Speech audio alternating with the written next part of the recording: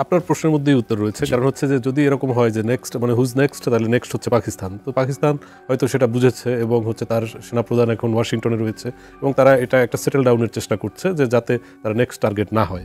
আর আপনি যেটা বলছিলেন যে আপনার পাকিস্তানের এমনিতে আপনার রাজনৈতিক যে অবস্থান এই মুহূর্তে যুদ্ধ পরিস্থিতি নিয়ে, সেটি প্রথমত আমরা যেটা দেখেছি এখন কেন সেটি নয়, এই তো প্রশ্ন।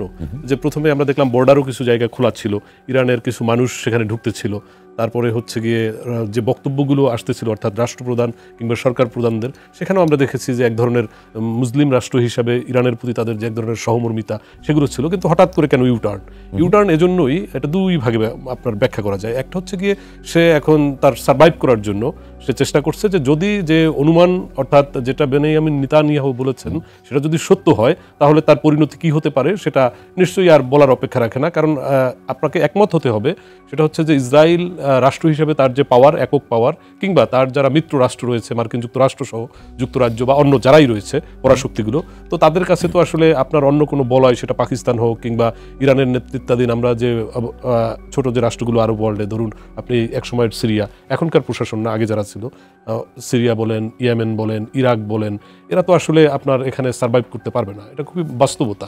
আপনাকে এখন পাকিস্তান আরেকটা কারণ হতে পারে যে পাকিস্তানের আসলে চরিত্রটাই এরকমের। এটা কিভাবে, আমার কাছে যেটা মনে হয় যে হুমায়ুন আজাদের একটা কথা আছে যে পাকিস্তানিদেরকে আমি বিশ্বাস করি না যদি তারা গোলাপ নিয়েও আসে।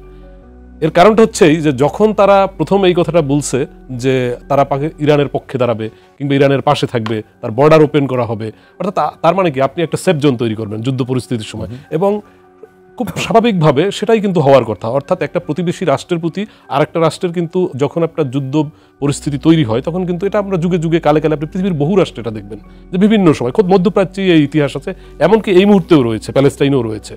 কিন্তু এই সব জায়গায় কখনো কখনো আমরা যে ব্যতিক্রমগুলো দেখি তার মধ্যে আপনি ধরে নিতে পারেন পাকিস্তান একটি। এর বাইরে আসলে আমার মনে হয় যে পাকিস্তানের আর কোনো কারণ আছে বলে আমার মনে হয় না। কারণ এই দুটোই, একটা হচ্ছে গিয়ে তার জাতিগতভাবে যেটা বললাম, আর একটা হতে পারে যে তার সে সার্ভাইভ করতে চাচ্ছে। কারণ তাদের কাছেও যে আপনার ট্রাপ কেন, অর্থাৎ ইরানকে অনুপ্রাণিত করলো যে আমরা সহযোগিতা করবো, সেখান থেকে সরে গেলে যুদ্ধটা হলো, এরকম যুদ্ধে নিশ্চয়ই এটা একটা সাইকোলজি। তো আপনি যেটা বলছেন ট্রাপের থেকেও বড় কথা হচ্ছে যে আপনি যখন জানবেন যে একটা যুদ্ধ পরিস্থিতির সময় যে কে কে হচ্ছে আমার মিত্র, তো হঠাৎ করে যদি দেখেন যে আপনি যার উপরে ভরসা করেছেন, আপনার প্রতিবেশী রাষ্ট্র, সে আপনার থেকে মুখ ঘুরিয়ে নিল, তো আপনি সাইকোলজিক্যালি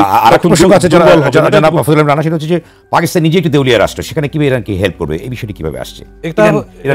এটা একটা অন্যভাবে বলা যায়। যেমন কিভাবে বলা যায়, এটা হচ্ছে গিয়ে ধরেন মূলত তো কথা হচ্ছে আমাদের যুদ্ধ নিয়ে, ওয়ার নিয়ে। তো war itself is a science, and this science is actually a science of destruction আপনি বলতে পারেন। তো পাকিস্তান এখানে যেটা করতে পারবে সেটা হচ্ছে একটাই করতে পারবে, যেহেতু তার নিউক্লিয়ার উইপন রয়েছে, তো সে যেটা করতে পারবে যে যখন তার পিঠ দেয়ালে ঠেকে যাবে সে তো তার সেই অস্ত্র ব্যবহার করতে পারবে। ঠিক সেই জায়গা থেকে আপনি যতটাই ভাবেন যে পাকিস্তান সমরাস্ত্রে কিংবা যুদ্ধের ময়দানে কিছুই না, তা কিন্তু না। অর্থাৎ আপনি তার যখন প্রয়োজন হবে, ধরেন তার নিজের সার্ভাইভ করার জন্য, সেটা নিজের বিষয়, অন্যের বিষয়। যে বললাম যে আপনি তাকে হোপ দেখালেন এবং যে রাষ্ট্রকে দেখালেন তারা হয়তো, আমার ধারণা, তবে ইরানের যে ইতিহাস কিংবা ঐতিহ্য তারা যেতে এতে খুব আসন্নিত হয়েছে তা নয়, তবে আমার মনে হয় যে আমরা যারা আমাদের এই সাবকন্টিনেন্টের মানুষ আমরা খুব আসন্নিত হয়েছি, কিংবা আমরা এটা নিয়ে ভাবতেছি। যেমনটা আমাদের যে সোর্সগুলো রয়েছে, অর্থাৎ ওপেন যে সোর্সগুলো থেকে আমরা প্রতিদিন যুদ্ধের যে খবরগুলো নিচ্ছি, অর্থাৎ আমরা দেখছি যে প্রতিনিয়ত মানে বাংলাদেশের পত্রপত্রিকা কিংবা আমাদের উপমহাদেশের পত্রপত্রিকা এমনটাই নিউজ কভার করতেছে যে ইরান ভালো পারফর্ম করতেছে, ইসরায়েলের বিভিন্ন স্থাপনায় আঘাত করতেছে মিসাইল, তাদের এই শক্তিশালী আয়রন ডোম ভেদ করে গিয়ে কয়েক স্তরের নিরাপত্তা ভেদ, এবং এর মধ্যে এক ধরনের আমরা মানে আনন্দ খুঁজতেছি। কিন্তু বাস্তবতা হচ্ছে যে যুদ্ধ কোনো আনন্দের বিষয় না।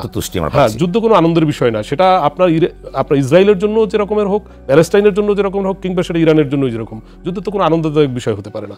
এবং যেখানে নিরীহ মানুষ, একজন মানুষ মারা যাক, আর হচ্ছে আপনি যেরকমের স্ট্যাটিস্টিক দিচ্ছিলেন যে 224 জন এক রাষ্ট্রের মারা গেছে, আরেক রাষ্ট্রের 24 জন মারা গেছে, এখানে যারা হচ্ছে গিয়ে সাধারণ মানুষ তাদের অপরাধ কি? আর যুদ্ধে তো কখনো হচ্ছে গিয়ে সাধারণ মানুষের জেতারও কিছু নেই, হারারও কিছু নেই।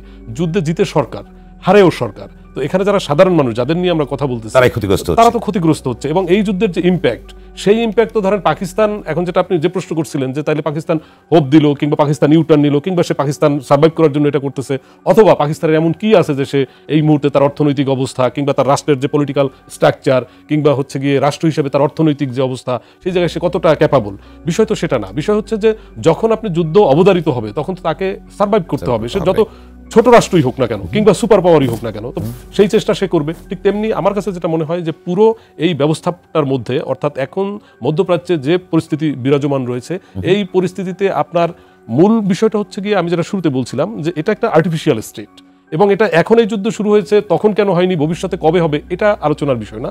বিষয়টা হচ্ছে যে আপনি একটা আর্টিফিশিয়াল স্টেট এখানে এস্টাবলিশ করবেন, এবং সিন্স 1948 এই অকুপে কিন্তু আপনি করতেছেন, একটু একটু করে আপনার অ্যানেক্সেশন কিন্তু হচ্ছে, এবং আপনি তার পাশে ধরুন লেবানন, সিরিয়া, জর্ডান, তারপরে হচ্ছে গিয়ে খুব সম্ভবত মিশর, এই 4টি রাষ্ট্রের মানচিত্র থেকে আপনি কেটে কেটে নিয়ে আপনি একটি রাষ্ট্র বানাচ্ছেন, এবং এটাকে নাম দিয়েছেন আপনি এখন ইসরায়েল, এবং ভবিষ্যতে আপনি এটাকে বলবেন গ্রেটার ইসরায়েল। এবং এইটাকে এস্টাবলিশ করার জন্য যত রকমের আয়োজন রয়েছে, সেই আয়োজনগুলো মার্কিন যুক্তরাষ্ট্র এবং তার নেতৃত্বাধীন যে মিত্র রাষ্ট্রগুলো রয়েছে তারা করে চলছে। এখন প্রশ্ন হচ্ছে যে এর বিপরীতে ইরান নয়, শুধু অন্য যে কোনো রাষ্ট্রের বেলায় আপনি চিন্তা করেন, সেটা পাকিস্তান হোক, অথবা যদি এমন হতো যে ওখানে মানে নাগরিক হিসাবে আপনি আমি ওই মধ্যপ্রাচ্যের নাগরিক বা কোনো দেশের নাগরিক, তো তাহলে আপনাকে তো এই জিনিসটা মাথায় রাখতে হবে যে আপনি এর বিপক্ষে বা অপোনেন্ট হিসাবে আপনি প্রতিঘাত করার জন্য আপনি কি ব্যবস্থা নিয়েছেন। আপনার তো কোনো ব্যবস্থা নেই, আপনি বাগাড়ম্বর করা ছাড়া, আপনি কথার ফুলঝুরি ছাড়া। আপনি দেখেন যে সেই ইরাক এবং হচ্ছে গিয়ে আপনার ইরান যে যুদ্ধ, সেই যুদ্ধ থেকে আজকে বলতেছিলেন মেজর সাহেব যে আজকে 45 বছর কেটে গেছে, এবং আমরা কিন্তু প্রায়ই শুনি যে ইরানে যে কোনো সময় হামলা হতে পারে, এবং এটা নিয়ে সিরিজ স্টক হচ্ছে, এবং এই 6ষ্ঠ দফা না, এর আগেও বহুবার হয়েছে।